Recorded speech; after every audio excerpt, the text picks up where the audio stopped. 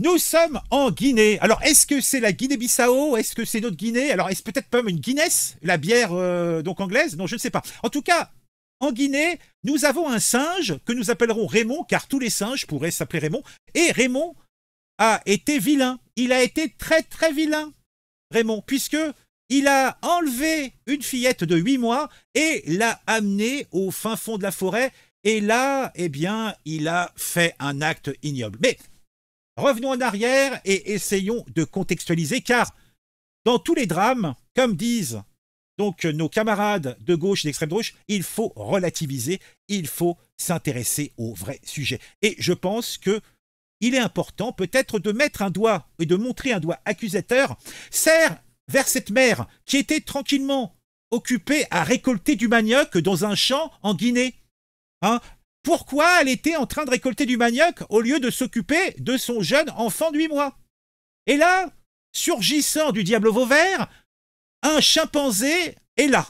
L'animal, probablement inspiré par une version primate de la planète des singes, mord la mère, goulûment, il avait soif peut-être, donc il mord la mère cruellement et s'empare de son bébé de 8 mois qui était collé dans son dos.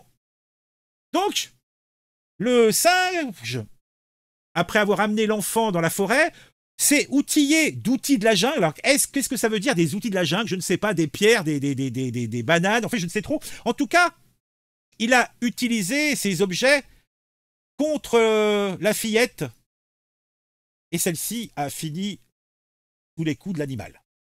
Le corps de la petite fille a été retrouvé éventré à 3 kilomètres du lieu de l'événement, ou peut-être de l'enlèvement.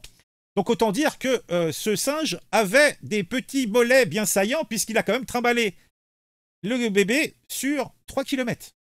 Alors, le petit corps sans vie présentait plusieurs mutilations. Outre bien sûr l'éventration, eh bien, il y avait d'autres saloperies qui avaient été faites par l'animal un petit peu fifou. Alors moi, personnellement, vous me connaissez, je n'ai pas une sensibilité pour les animaux, je dis qu'on les tue tous, qu'on les extermine jusqu'au dernier. Mais la cause animale étant quelque chose de sacré, eh bien, il n'en sera rien. En tout cas, les habitants de la Guinée se sont montrés, peut-être un petit peu comme moi, un petit peu revanchards, puisque l'animal en question, le fameux singe, c'est pas un animal qui vivait dans la forêt, non, c'était un animal qui vivait dans un zoo, oui, un zoo local en Guinée.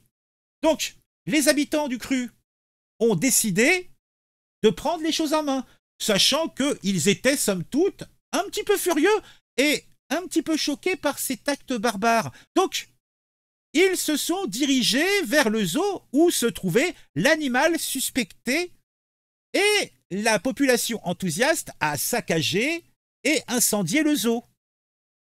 Il va sans dire que des ordinateurs et plus de 200 documents ont été détruits dans l'incendie. Donc, Joseph Doré a déclaré « C'est la façon dont elle a été tuée qui a provoqué la colère de la population. » Bah oui, l'empathie meurtrière peut-être, mais l'empathie.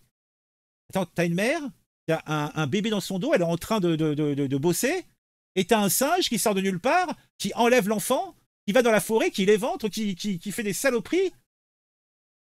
Il va peut-être même manger un morceau, on va savoir. Donc, il y a un spécialiste des grands singes qui s'appelle Gen Yakamoshi, qui a déclaré que ce meurtre n'était pas une surprise, sachant que, je cite, les chimpanzés de cette région ne craignent plus les humains.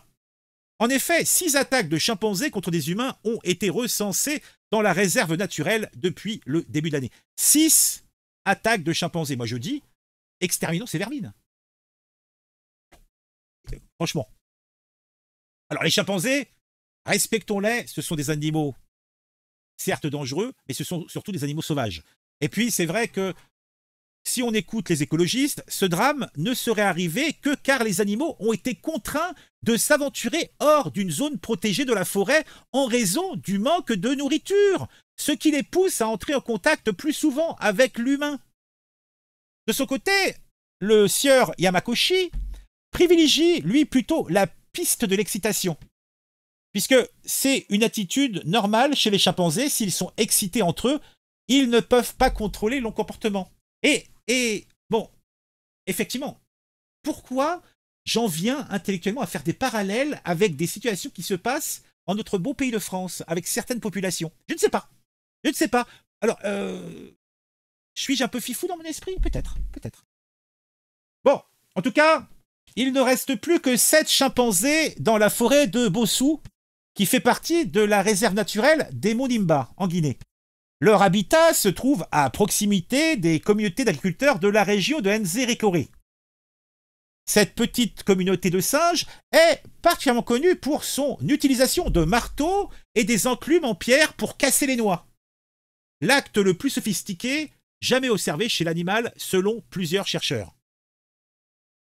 Donc, je dis, s'il en reste que 7, un petit coup de mitraillette, et plus de problème, n'est-ce pas?